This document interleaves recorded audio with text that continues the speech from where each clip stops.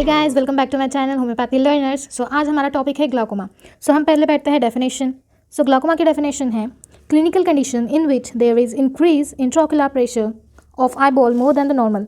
यहाँ पे आँख का जो इंट्राओक्युलर प्रेशर होता है वो नॉर्मल से बढ़ जाता है। नॉर्मल होता है 16 to 23 mm of HG। So ये कंडीशन कैरेक्टराइज होती है increase intraocular pressure, progressive optic neuropathy, optic disc changes and visual defect से। So we can define it as clinical condition in which there is increased intraocular pressure of eyeball more than the normal। अब इसके भी कुछ causes होते हैं, so हम वो देखते हैं वन बाय वन। ये पहला है जो फैक्टर रिस्पॉन्सिबल होता है increase intraocular pressure, the rate of aqueous production का बढ़ जाना and outflow of fluid decrease हो जाना due to the obstruction to its drainage. So next we will see कि क्लासिफिकेशन क्या होता है। सी गाइज, ये पूरा चार्ट है क्लासिफिकेशन का। सो ब्रॉडली यहाँ पे कंजेनाइटल ग्लाकोमा और एक्वायर्ड ग्लाकोमा ऐसे दो क्लासिफिकेशन किए गए हैं। अब कंजेनाइटल में भी हमें पढ़ना है उसके सब types. So infantile glaucoma, newborn glaucoma, juvenile glaucoma, buphthalmos glaucoma, ऐसे उसके कुछ सब क्लासिफिकेशंस है। सो वन बाय वन हम देखते हैं। Newborn glaucoma. न्यूबॉर्न ग्लाकोमा क्या होता है कि बच्चे को इंट्रायूटेराइन लाइफ से ही इंट्राओक्युलर प्रेशर इंक्रीज होने की प्रॉब्लम आ जाती है, उसकी वजह से उसको न्यूबॉर्न ग्लाकोमा हो जाता है। नेक्स्ट है इन्फेंटाइल ग्लाकोमा।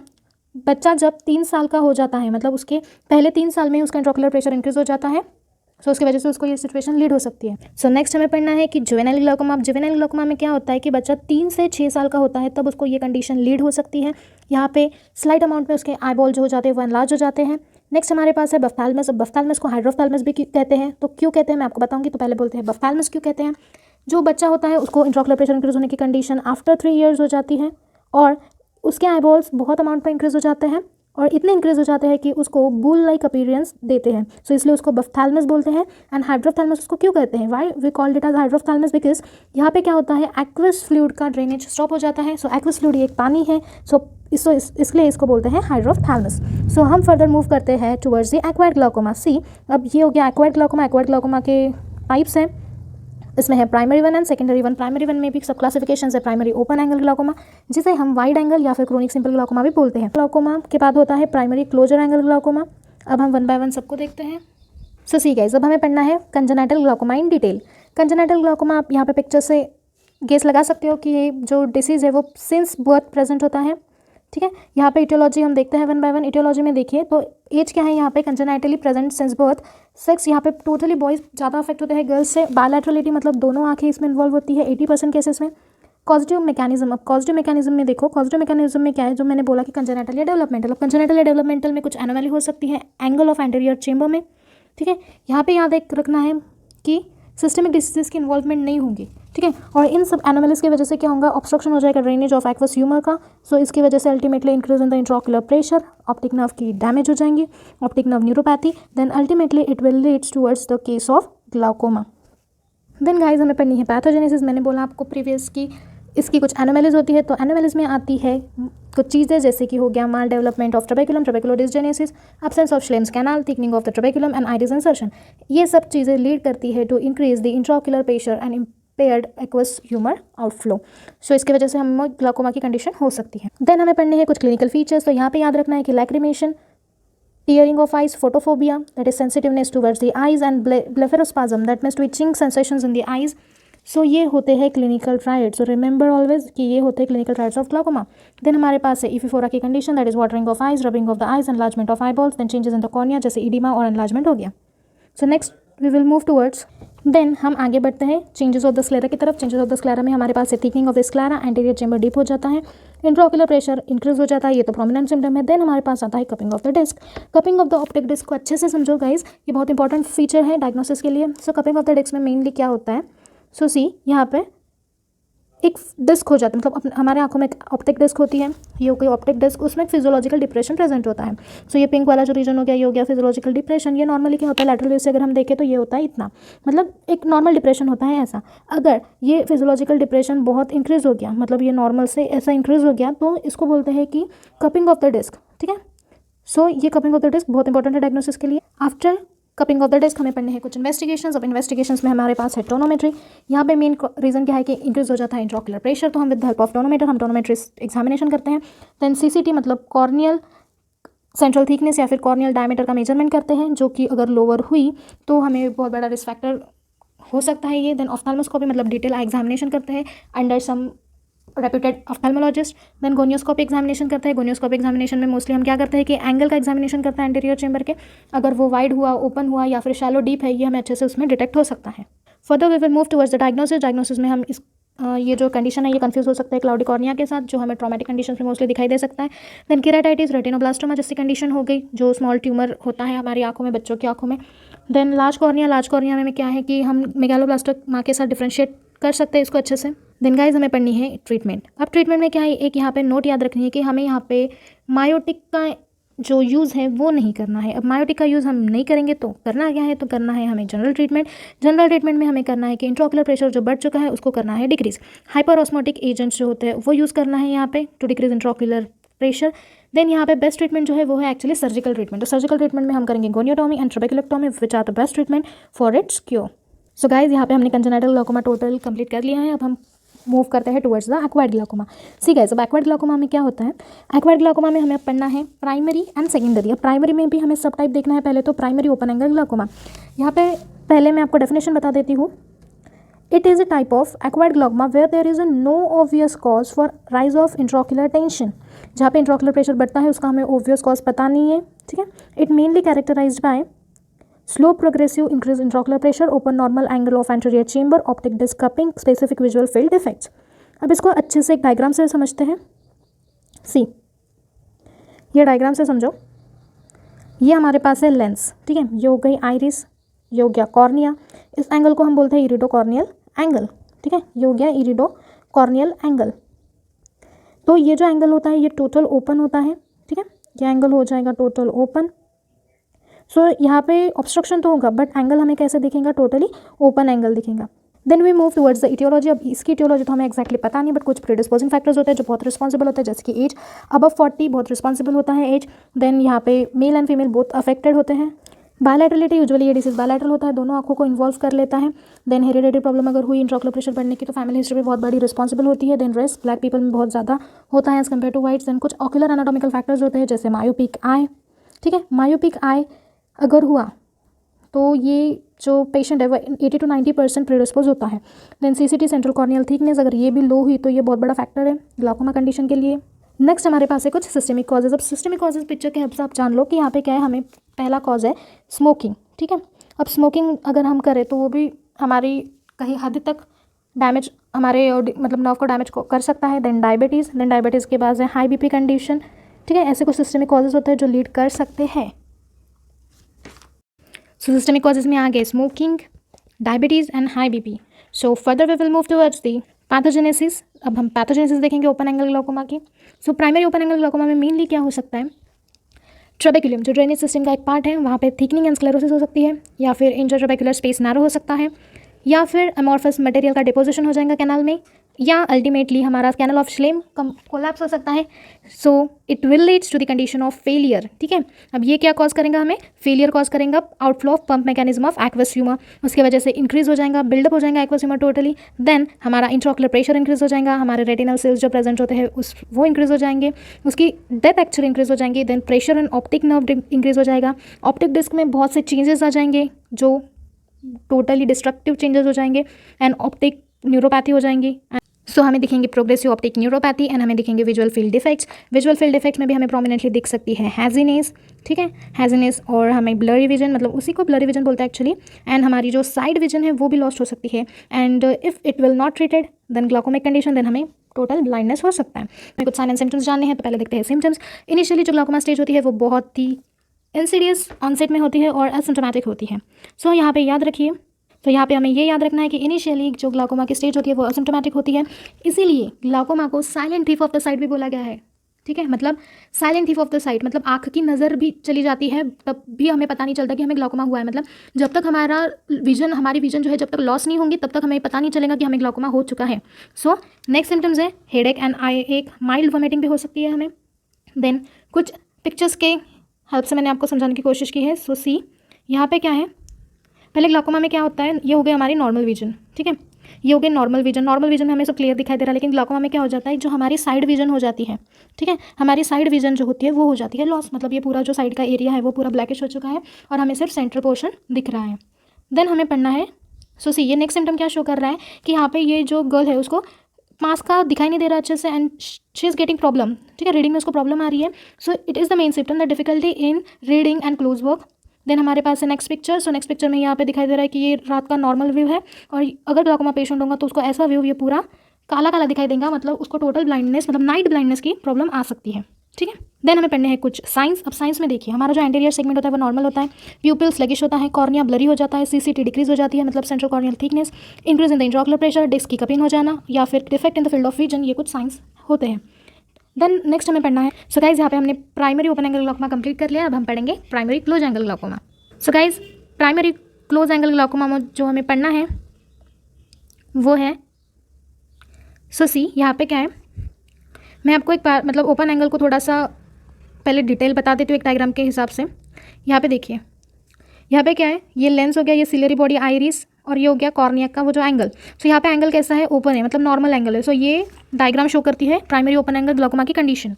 सो अब हमें इसको पढ़ना है तो पहले हम थोड़ी थ्योरेटिकल जानकारी ले लेते हैं. So see guys primary close angle glaucoma एक ऐसी कंडीशन होती है सेम जैसे कि यहाँ पे क्या होता है कि इंट्राओकुलर प्रेशर इंक्रीज हो जाता है as a result of obstruction to the outflow of aqueous humour.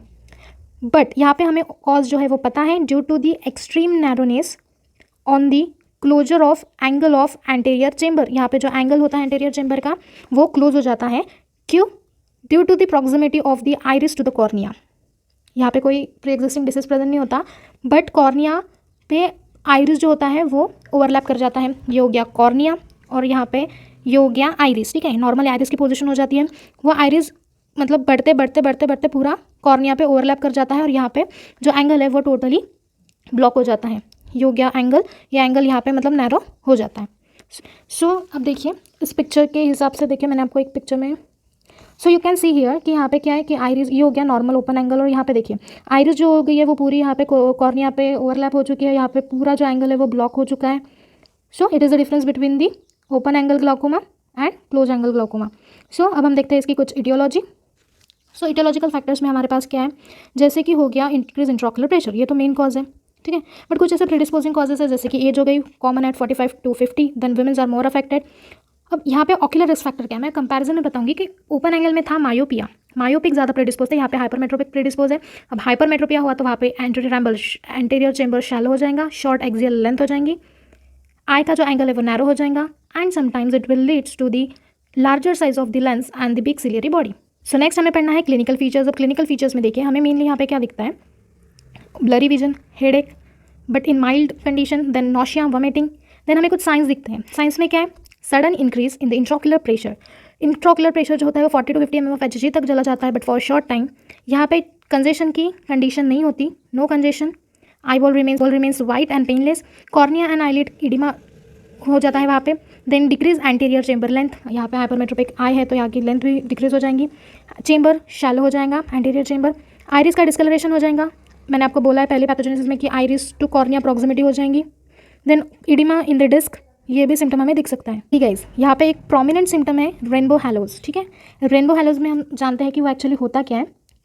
सो सी ये हो गया लाइट, नॉर्मल पर्सन को नॉर्मल लाइट दिखेगा बट ग्लाकोमा जो वाला पर्सन है उसको क्या दिखेगा, ये लाइट के अराउंड ये रेनबो लाइक अपीयरेंसेस दिखेंगे, ठीक है. सो उसको बोलते हैं रेनबो हैलोज. अब हमें पढ़नी है कुछ इन्वेस्टिगेशंस में हम करेंगे सीसीटी मेजरमेंट मतलब सेंट्रल कॉर्नियल थिकनेस, अगर वो डिक्रीज हुई तो वो बहुत बड़ा रिस्क फैक्टर होती है ग्लाकोमा के लिए. फिर गोनियोस्कोपी में हमें अगर ओपन एंगल ग्लाकोमा है तो वहाँ पे हमें वाइड एंगल मिलेगा और अगर हमें क्लोज एंगल ग्लाकोमा है तो हमें क्लोज एंगल मिलेगा. फिर हम देखेंगे ऑप्टिक डिस्क को अच्छे से एग्जामिन करेंगे तो वहाँ पे भी हमें कुछ चेंजेस मिलेंगे जैसे कपिंग ऑफ द डिस्क वगैरह. देन हमको मेजर करना है इंट्राओकुलर प्रेशर, ठीक है. तो इंट्राओकुलर प्रेशर मेजर करने के लिए हमारे पास है tonometry examination with the help of tonometer instrument. Then हम करेंगे visual field analysis with the help of some charts, some dark room examination, dark room light examination वगैरह. देन सी गाइस हमें करनी है अब ट्रीटमेंट. तो ट्रीटमेंट में मैं कंपैरिजन से बताऊंगी कि कंजेनाइटल में हमें क्या किया था कि कंजेनाइटल में हमने मायोटिक्स को अवॉइड किया था because it increases to intraocular pressure in childs, ठीक है, मतलब बच्चे में वो इंक्रीज कराता है. बट यहाँ पे क्या होता है कि मायोटिक्स शुड सून स्टार्ट, ठीक है. यहाँ पे हमें मायोटिक्स स्टार्ट करने हैं, जैसे हमें सिम्टम्स दिखेंगे. Then antibiotic therapy, analgesic and antiemetics और pain and the vomiting. Then anti glaucoma drops देना है क्योंकि उसकी वजह से हमारा इंट्राओकुलर प्रेशर अच्छे से डिक्रीज हो जाता है. देन प्रोफाइलैक्सिस ट्रीटमेंट देनी है, प्रिवेंट होने से, फर्दर डैमेज होने से बचाना है उसको. देन लेजर इरेक्टोमी एंड लेजर ट्रबेकुलोप्लास्टी करनी है. अगर ये सब कुछ फेल हो गया, ठीक है, अगर ये सब फेल हो गया तो हमारे पास लास्ट ऑप्शन बचता है ट्रबेकुलोटॉमी. सो गाइस अब हमें पढ़ना है सेकेंडरी ग्लाकोमा. हमने प्राइमरी ग्लाकोमा अच्छे से पढ़ लिया है. सेकेंडरी ग्लाकोमा में क्या है यहाँ पे होती है प्री एग्जिस्टिंग डिसीजेस, उसके वजह से हमारा इंट्राओकुलर प्रेशर बढ़ जाता है और उसके वजह से हमें ग्लाकोमा की कंडीशन हो सकती है. So we can define it as disorders in which increase intraocular pressure is associated with some primary ocular और सिस्टमिक डिसीजेस और glaucoma that occurs as a complication of various other ocular conditions और systemic diseases. So guys, अब next हम देखते हैं classification. अब secondary का classification पहला तो है based on the rise of intraocular pressure mechanism. So उसमें भी पहला क्या है, secondary open angle glaucoma and secondary close angle glaucoma. Same है थोड़ा सा कंसेप्ट. तो सेकेंडरी ओपन एंगल ग्लाकोमा में क्या होता है कि जो आइडेंटिफाइबल कॉज होता है इंट्राओकुलर प्रेशर का, उसके वजह से हो जाता है नर्व डैमेज. ठीक है, यहाँ पे हमें कॉज टोटली पता नहीं होता. ठीक है, लेकिन सेकेंडरी क्लोज एंगल ग्लाकोमा में क्या होता है कि हमारा जो कॉज है वो ही है कि हमारा जो एंगल है वो हो जाता है नैरो. ठीक है, ये है normal angle and it will become narrow. So ये होता है आइडेंटिफाइबल कॉज, उसके वजह से होता है decrease in the aqueous drainage. So अब हमें पढ़ना है कि क्लासिफिकेशन, इटियोलॉजिकल क्लासिफिकेशन में क्या है.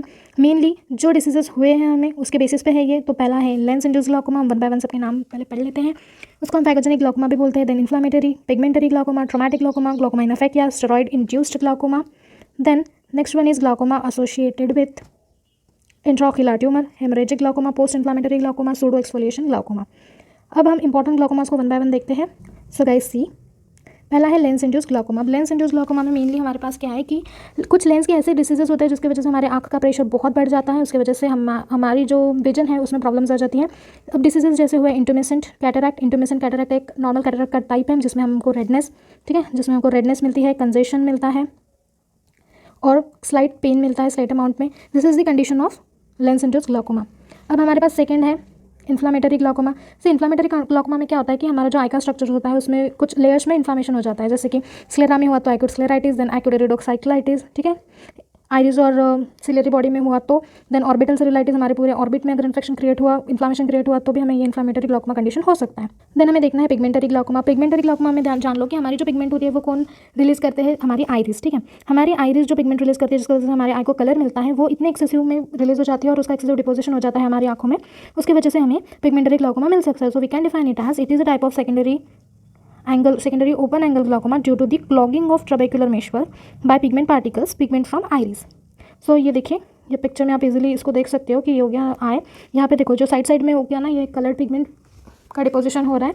सो उसको हम बोलते हैं पिगमेंटरी ग्लाकोमा. सो नेक्स्ट हमें पढ़ने हैं कुछ traumatic glaucoma due to the traumatic injury. Then glaucoma in aphakia. पहले अब अफेक्टिया में ग्लाकोमा होना मतलब क्या है कि अफेक्टिया एक ऐसी कंडीशन है जहाँ पे हम जो लेंस होते हैं उसको टोटली कर देते हैं रिमूव. बिकॉज ये हम कब करते हैं, जब कैटरैक्ट का वगैरह सर्जरी होती है. तो कैटरैक्ट की सर्जरी में मोस्टली हमारे पास ऑप्शन नहीं रहता, तो हम लेंस को जो पूरी डिस्ट्रॉय हो चुकी है, वहाँ पे पूरा डिपोजिशन हो चुका है, तो उसको हम रिमूव कर देते हैं. सो वो कंडीशन होती है अफेक्टिया. देन कुछ होते हैं steroid induced glaucoma. Most commonly occurs after use of steroidal eye drops या फिर ओरल स्टेरॉइड्स वगैरह. Then glaucoma following intraocular pressure. अगर इंट्राओकुलर हेमरेज हुआ, मतलब हमारे एंटीरियर चेंबर में या फिर पोस्टीरियर चेंबर में, विट्रस चेंबर में अगर हेमरेज हुआ तो भी ये कंडीशन कॉज हो सकती है. Then glaucoma associated with intraocular tumour. अगर हमारे यहाँ पे आई में बेनाइन या फिर मैलिग्नेंट ट्यूमर भी हो जाए तो भी ये कंडीशन हो सकती है. देन पोस्ट इन्फ्लामेटरी ग्लाकोमा में condition ring synechiae and iris bombe. Ring synechiae एक ऐसी कंडीशन है जहाँ पे आइरिस का अधेजन हो जाता है लेंस के कैप्सूल पे. दिस इज द लेंस और यहाँ पे आइरिस का अधेजन हो जाता है एंटीरियर कैप्सूल पे. इसको हम बोलते हैं ring synechiae. And second one is iris bombe. Iris bombe एक ऐसी कंडीशन है जहाँ पे आइरिस करता है अपोजिशन. ठीक है, आइरिस करता है अपोजिशन टू लेंस और vitreous, preventing aqueous from flowing posterior to anterior. Then adherent glaucoma following perforation of corneal ulcer. ये भी पोस्ट इन्फ्लामेटरी ग्लाकोमा के सम कॉजेज हो सकते हैं. देन हमको लास्ट में पढ़ना है pseudo exfoliative glaucoma. Pseudo exfoliative glaucoma में मेनली क्या होता है, यहाँ पे हो जाते हैं फ्लैकी फ्लेक्स का डिपोजिशन ड्रेनेज सिस्टम में. आप ये पिक्चर को देखो, यहाँ पे थोड़ा बहुत डिपोजिशन दिख सकता है आपको, उसे हम बोलते हैं सूडो एक्सफोलिएशन ग्लाकोमा. देन हमें पढ़ना है मैनेजमेंट. अब सी मैनेजमेंट में क्या है, हमें यहाँ पे जैसा कॉज होगा इंडिविजुअल का वैसे हमको उसको मैनेज करना पड़ेगा. अगर फॉर एग्जांपल हमारे पास हो गया अधेरेंट ग्लाकोमा का केस तो हमें एंटीरियर सिंकोटॉमी करनी पड़ेंगे. आइरिस बॉम्बी प्रेजेंट होगा तो ट्रांसफिक्शन करना पड़ेगा आइरिस का. हाइपर मैच्योर कैटरैक्ट हुआ तो paracentesis followed by extraction of lens after a few days. Paracentesis मतलब क्या कि perforation of cavity with a hollow needle, जिससे हम फ्लूइड रिमूव कर सकते हैं. बट अगर हमारे पास इंट्राओकुलर हेमरेज और थ्रोम्बोसिस की कंडीशन होगी तो यहाँ पे हमारे पास सेटिस्फैक्टरी मैनेजमेंट नहीं है पॉसिबल. सो हम मूव करते हैं टुवर्ड्स द होम्योपैथिक मैनेजमेंट. अब होम्योपैथिक मैनेजमेंट हमको देखना है belladonna, phosphorus, gelsemium and sulphur. Belladonna, phosphorus, gelsemium and sulphur, this are the topmost remedies for the glaucomic condition. So